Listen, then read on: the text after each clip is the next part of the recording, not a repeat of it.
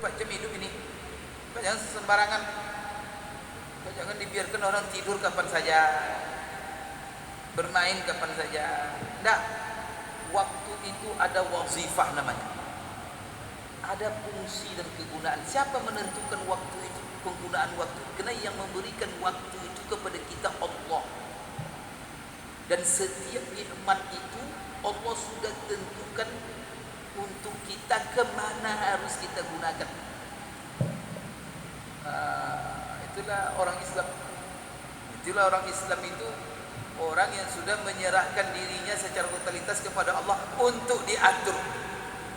Maka apa yang kita lakukan diatur oleh Allah berhubungan dengan waktu.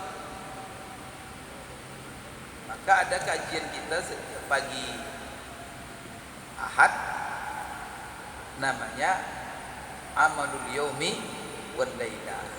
Itu sebenarnya amalan yang sudah diporsikan, ditetapkan oleh Allah dan Rasul sehari semalam. Apa jadwal-jadwal amalan kita yang perlu kita perhatikan? Nah, maka umpamanya apa? Wazifatul waktu itu ada yang wajib. Wajib hukumnya. Boleh main-main. Dosa neraka nanti. Kesengsaraan hidup di dunia. Nah, yang wajib-wajib itu seperti apa? Wazifatus shalah, yaitu salat lima waktu. Itu diatur jadwal waktunya. Subuh setelah terbit fajar shadiq dan waktunya sampai terbit matahari. Itulah wazifah. Maka antara waktu itu waktu salat subuh. Jangan salat subuh sebelum itu, jangan setelahnya. Nah, dan ini kan diberi sedikit kelapangan, agak lapang waktunya. Salat subuh 2 rakaat, tapi waktunya lapang sampai terbit matahari. Tapi jangan sampai lewat terbit, jelang terbit. Nah, setelah itu apa wazifatul waqt? Zuhur. Tergelincir matahari sampai bayang-bayang sepanjang benda sesuatu. Itu wazifatul waqt, itu solat harus diisi dengan solat zuhur. Ya pokoknya antara waktu itu harus ada zuhur. Jangan sampai tidak. Itu kan yang wajib. Nah, nanti tiba waktu asar sampai terbenam matahari. Tiba waktu maghrib sampai nanti waktu isya. Ini kita ini menunggu penggunaan waktu, yaitu ketika waktu isya masuk. Waktu isya masuk dan Rasulullah SAW menganjurkan kita, walaupun waktunya lapang, tapi afdalnya dilakukan di awal. Maka kita jaga awal waktu itu. Itu jadwal yang ditetapkan Allah, bukan jadwal kita itu. Itu jadwal dari Allah. Dan tandanya kita Muslim, kita harus komitmen dengan jadwal Allah SWT. Jadi siapa yang mengatakan itu jadwal Allah? Allah. Inna salata kanat 'alal mu'minina kitaban mauquta. Jadi ada ibadah-ibadah yang Allah tetapkan 24 jam yang kita lalui. Maka ada hari, ada minggu, ada bulan. Nah, tiba bulan Ramadan kemarin. Apa wazifat bulan Ramadan? Diperintahkan kita di bulan Ramadan itu puasa. Dan itu tak bisa kita menolak beralasan-alasan dipindah-pindahkan Ramadan itu ke Syawal, atau Ramadan sibuk saya pindahkan ke Isa. Cuma diberikan kelapangan-kelapangan bagi orang yang punya uzur. Yang punya uzur saja, yang tak punya uzur wajib. Kalau tidak sengaja dia tinggalkan, risikonya berat. Maka itu harus dijaga. Ini yang wajib-wajib. Harta kita, ada pula harta wazifatul mal yang telah Allah tetapkan. Kalau kalian punya harta jenisnya ini, kemudian sampai memenuhi syarat-syaratnya dan mewujudkan sebabnya ada nisab, maka apa? Harus kalian keluarkan sekian. Nah, itu penggunaan harta yang Allah tetapkan. Tak bisa kita main-main. Maka di sini kita hanya mengatakan sami'na wa ata'na. Kami dengar ya Allah dan kami laksanakan. tiba di Syawal ini ada wazifat. Ada untuk apa kita gunakan bulan Syawal ketika kita diberikan oleh Allah hidup di bulan Syawal ini, ngapain? Tapi tak wajib, di samping yang wajib tadi kan itu tiap hari mati itu sholat waktu itu. Nah, kalau puasa Ramadan yang wajib cuma di bulan Ramadan saja. Tapi Allah sayang diberikannya satu wazifah di bulan Syawal ini. Sekalipun puasa kita cuma 1 bulan, tetapi Allah kepengen supaya kita mendapat pahala sebulan cuma beramal, tapi pahala puasa setahun. Itu sayangnya Allah sama kita. Maka umat Nabi Muhammad SAW ini sedikit kerja banyak. Kita ini kadang-kadang meniru-niru itu pula. Kerja setahun minta gaji 15 bulan. Dikit kerja gaji bah, mau gaji banyak. Kalau ke manusia jangan diharap. Kalau manusia yang mempekerjakan kita, kalau bisa kerja paling banyak, gaji paling. Kalau bisa tak bergaji. La ilaha illallah. Itu kalau manusia mempekerjakan kita. Tapi kalau Allah nyuruh kita sedekah 1 kasih 700. Disuruh cuma puasa sebulan, kasih setahun. Tapi kita juga tidak dikasih gratis oleh Allah. Ini gratis-gratis itu harus kita tempuh sebabnya. Allah berikan sebab, tapi sebabnya sedikit saja. Puasa 6 hari bulan Syawal, 6 hari aja, tak lebih. Masya Allah. Ini memang di dalam sunnatullah. Apapun yang Allah berikan, karamat, karunia, rahmat yang luas kepada kita, tapi kita harus berusaha, harus ada sedikit usaha kita. Ya kan? Nabi Musa kan bebas dari kejaran Fir'aun. Kan sebenarnya kan tidak perlu Musa memukulkan tongkat. Pas lewat langsung dibukukan oleh Allah air itu. Aduh, udah lewat Musa katanya kan gitu. Tapi sempat terhenti Musa di situ. Dan bahkan Fir'aun juga sudah kelihatan. Apa? Idrib, pukulkan di al-bahr bi asakal bahr. Pukulkan, cuma memukulkan. Tapi kamu harus ada usaha, harus ada kerja walaupun dikit. Cuma memukulkan beku laut itu semua. Cuma memukulkan, tapi harus ada pukul. Kan dia bisa Allah memberikan, enggak langsung pukulkan, ngapain? Udah disuruh pukul. Allah Maha Kuat. Itu jangan mengharap dari Allah gini, tapi tidur aja. Tidak bisa, itu tidak ada. Itu kan sunnatullah. Kemudian Nabi Rasul pun disuruh usaha. Rasulullah coba lihat bagaimana dalam perjalanannya. Bahkan usahanya kalau meleset, patah-patah giginya kan. Seperti di perang Uhud. Ya, karena ada pengkhianatan dari melanggar. Ya Allah perlihatkan. Nah sunnahnya harus mentaati Rasulullah. Sahabat tidak taat. Allah perlihatkan resikonya. Tapi Rasulullah juga bagi usaha. Nah, ketika dia hijrah, ngapain pula hijrah Rasulullah susah-susah pergi ke rumah Abu Bakar, sembunyi-sembunyi cari apa? Penunjuk jalan sembunyi pula dibuang apa? Ya, kalau Allah menginginkan apa? Apa itu semua? Kalau Allah menginginkan kun payah. Buta semua mata orang-orang Quraisy itu. Sesaat itu dah salah. Dan Allah juga tunjukkan dalam saat kritis dia ketika keluar dari kepungan, buta mata orang semua. Tapi apa? Allah memberikan sesuatu harus lewat, harus ada usaha kita walaupun kecil. Itu hebatnya Rasulullah.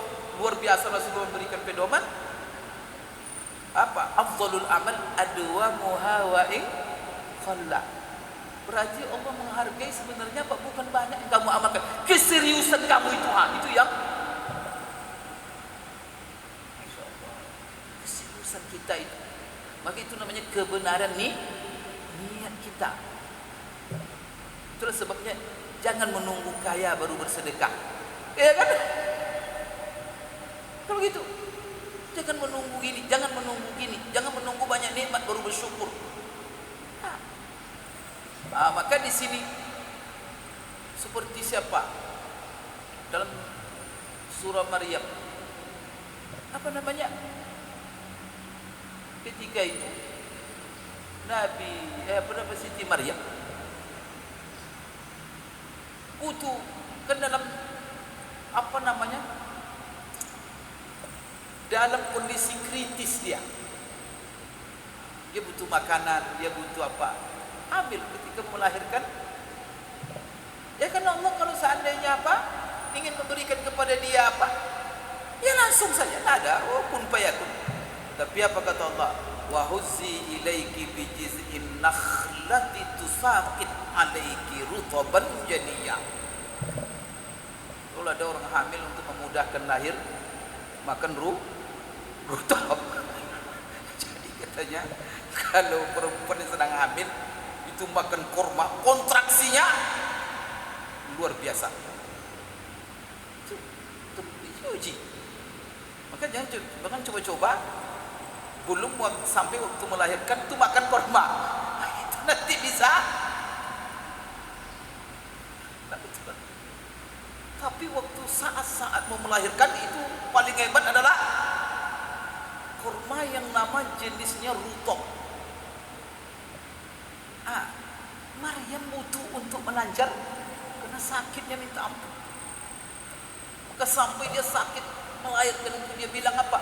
Ya laitani mittu qabla hadza wa kuntu nasyan mansiya. Oh Tuhan, alangkah baiknya mati aku sebelum ini. Karena aku tidak pernah ada sampai mengeluh begitu.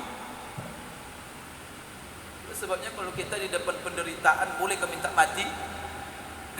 Jadi ayat ini dijadikan dalil oleh, tapi ada analisanya.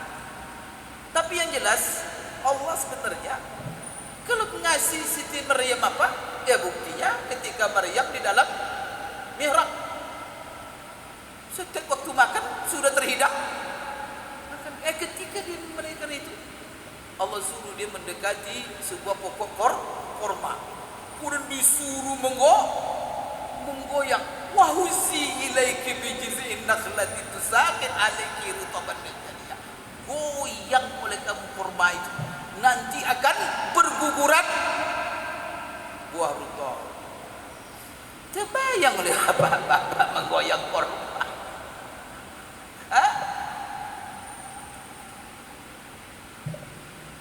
Korma itu kan mirip-mirip dengan sawit. Bisa bapak menggugurkan buah sawit goyang bawah? Bapak yang goyangnya.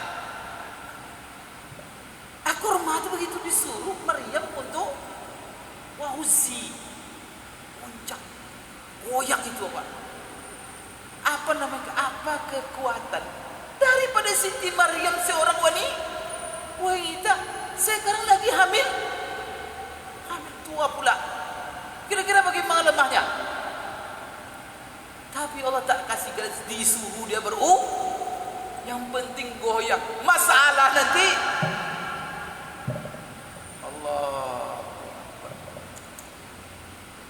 Itu ya, semangat itu yang perlu ada dalam diri kita. Maka begitu juga 6 Syawal ini. Maka ini karunia Allah yang luar biasa. Tapi berusaha, berbuat. Jangan berpangku tangan, jangan bermalas-malasan, jangan loyo-loyo.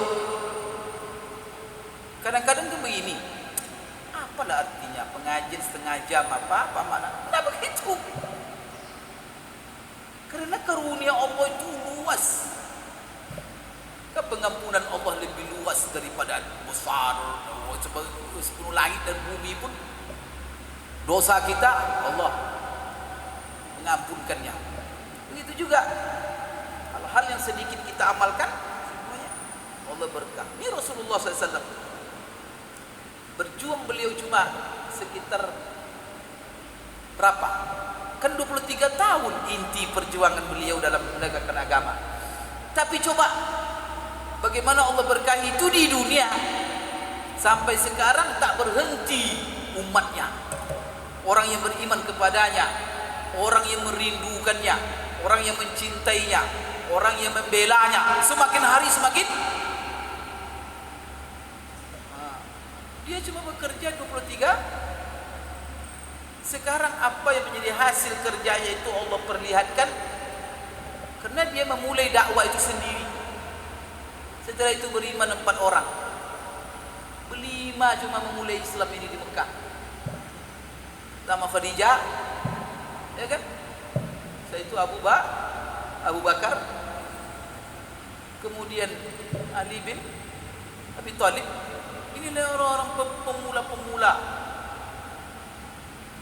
Kemudian siapa lagi? Jadi Abu Bakar, Ali bin Abi Thalib, Khadijah. Satu lagi. Jadi itu yang memulai dakwah 5 orang bersama Rasulullah sallallahu alaihi wasallam. Sekarang coba lihat, tiap generasi, bukan generasi ini dulu bermiliar-miliar, 1 miliar, sekarang 1,8 miliar. Kita saksikan berkembang di mana-mana. Semakin yakin orang dengan kebenaran Islam. Ya sekalipun kan ada setan-setan yang menghujat-hujat Islam itu sudah sunatullah, perang hak yang batin. Supaya apa? Orang-orang yang memegang kebenaran ini diberi uji, dimatangkan pengetahuan keyakinannya kepada agama ini. Kita sebenarnya dengan tentangan itu Allah ingin mematangkan kita. Disuruh kita berpikir terus, disuruh kita mengaji terus. Mengaji untuk menambah keyakinan kita. Mengaji untuk bisa kita membantah syubhat yang dilontarkan oleh musuh-musuh Islam. Kalau kurang-kurang kita mengaji, nanti itulah sebabnya kalau tidak ada ngaji, itu datang syubhat itu gampang itu tertarik. Tapi dia mengaji dia, itu kokoh. Nah dia hubungkan dia dengan ilmu. Ini pentingnya Bapak Ibu sekalian, kita istiqamah. Sekarang di dalam bulan Syawal ini kita diajarkan oleh Rasulullah SAW dari Abu Ayyub Al-Ansari. Ini wazifatul Syawal. Jadi apa yang harus saya laksanakan di bulan Syawal? Selain rutinitas kewajiban sholat 5 waktu, disuruh kita puasa, namanya puasa 6 Syawal. Maka puasa 6 Syawal ini disebut oleh ulama ibadah maksudun li zatiha ma'asmiha. Karena ada ibadah itu maksudun li zatiha dunasmiha. Ada ibadah itu maksudun li zatiha wasmiha. Jadi pertama dituntut puasa 6 hari, dan 6 hari itu 6 hari Syawal. Maka puasa itu namanya 6 Syawal. Jadi kalau niatnya, ya Allah saya ini berniat puasa 6 Syawal. Karena 6 Syawal itu nama puasa yang menamakannya siapa? Rasulullah SAW dalam hadis Abu Ayyub Al-Ansari. Di sini yang meriwayatkannya Abu Ayyub. Abu Ayyub ini kita tahu sendiri. Ini sahabat Rasulullah SAW yang semangatnya luar biasa. Bapak Ibu sekalian, pertama sekali dia sahabat yang mendapat kehormatan dari Allah untuk berkhidmat menjamu Rasulullah SAW ketika Rasulullah sampai hijrah ke Madinah. Begitu banyak orang-orang yang memperebut-rebutkan untuk mengajak Rasulullah singgah di rumahnya. Rumah-rumah mereka mungkin lebih besar, fasilitas-fasilitas mereka mungkin lebih banyak, kemudian kekuatan ekonomi mungkin mereka lebih kaya-kaya daripada Abu Ayyub. Tetapi Allah pilih Abu Ayyub untuk menerima manusia yang paling mulia. Apa kalau umpamanya Presiden Jokowi bertamu ke rumah bapak, kira-kira gimana? Sekira berutang berutang bapak untuk menjamunya, karena dia orang hebat, orang mulia. Ini Rasulullah Sallallahu Alaihi Wasallam. Sempat Rasulullah hidup tamu ke rumah kita. Kira-kira apa? Jadi Abu Ayyub Al-Ansari perlu ya kita baca sejarah Abu Ayyub itu. Beliau inilah yang meriwayatkan kepada kita hadis tentang, jadi satu-satunya hadis yang sahih yang berkenaan dengan puasa 6 Syawal itu adalah hadis Abu Ayyub Al-Ansari. Yang kedua, di bawah itu tingkat hadisnya dia hadis sahih juga, yaitu hadis Sauban Maula Rasulullah Sallallahu Alaihi Wasallam. Ini dua hadis ini yang menjadi. Kalau Abu Ayyub Al-Ansari, sebagaimana diriwayatkan oleh Imam Muslim, beliau mengatakan Rasulullah SAW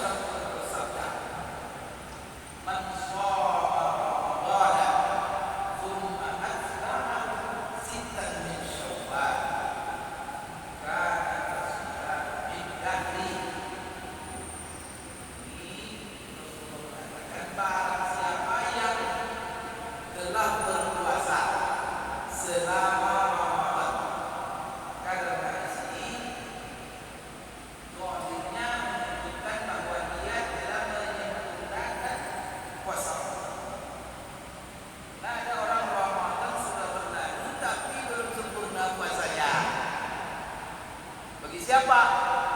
Bagi orang yang kemarin punya uzur di bulan Ramadan. Karena Allah SWT sendiri mengatakan dalam Quran, "Faman kana minkum maridan aw ala safarin fa iddatum min ayyamin ukhra."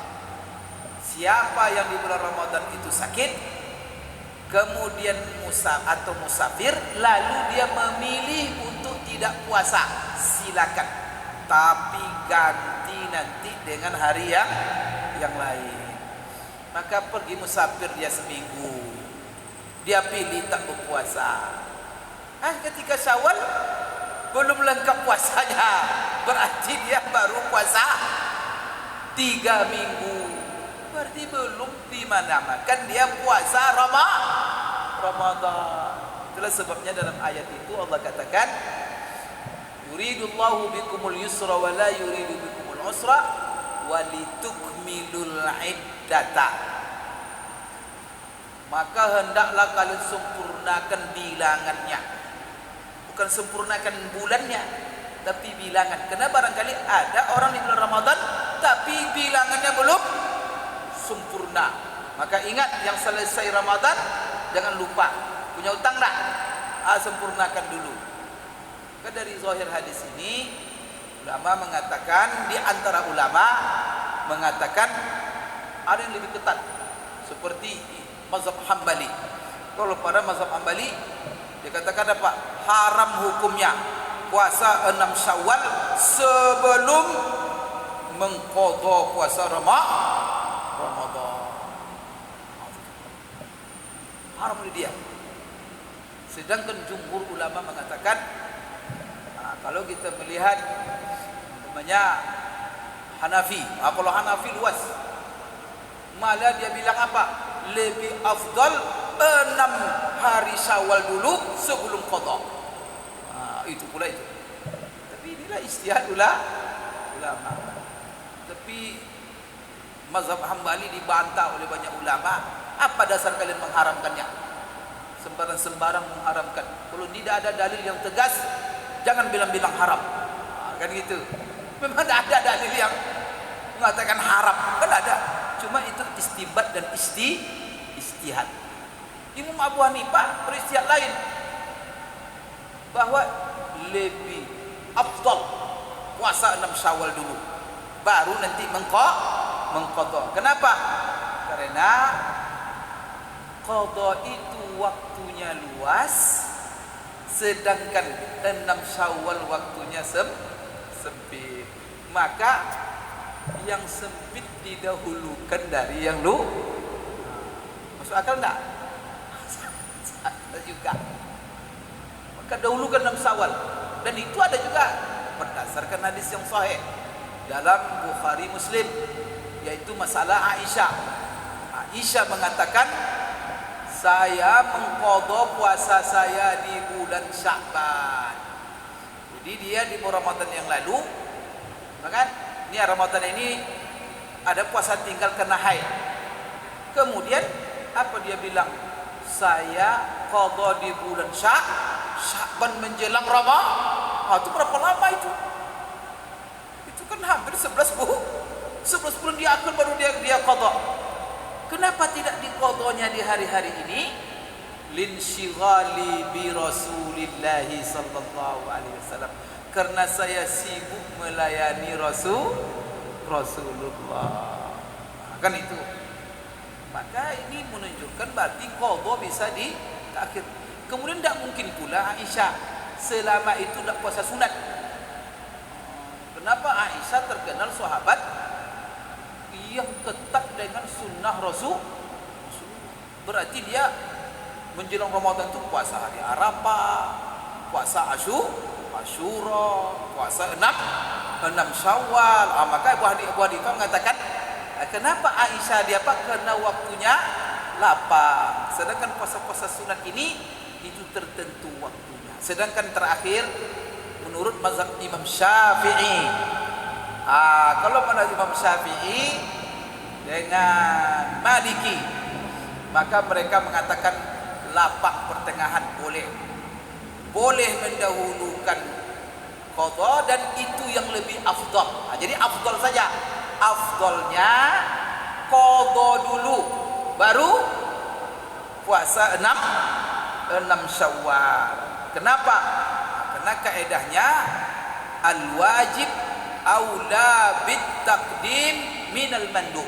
Sesuatu perkara yang wajib lebih pantas didahulukan dari yang sunnah. Kan begitu kaedahnya. Namun kalau seandainya dia mendahulukan 6 Syawal baru qadha, sah 6 Syawalnya enggak? Sah. Sebagian mereka mengatakan ma'al karahah, tapi makruh, tapi sah dan boleh. Inilah pendapat pertengahan, yaitu pendapat Syafi'iyah. Malah Syafi'iyah ya mengqadha dulu baru nanti itu afdalnya 6 Syawal. Tapi kalau dia dahulukan 6 Syawal juga tak ada masalah. Karena waktu sudah masuk, wallahu a'lam bishawab. Dan yang lain kita tahu sallallahu alaihi wa sallam. Subhanallahumma wa bihamdihi, asyhadu an la ilaha illa anta, astaghfiruka wa atubu ilaik. Assalamualaikum warahmatullahi wabarakatuh.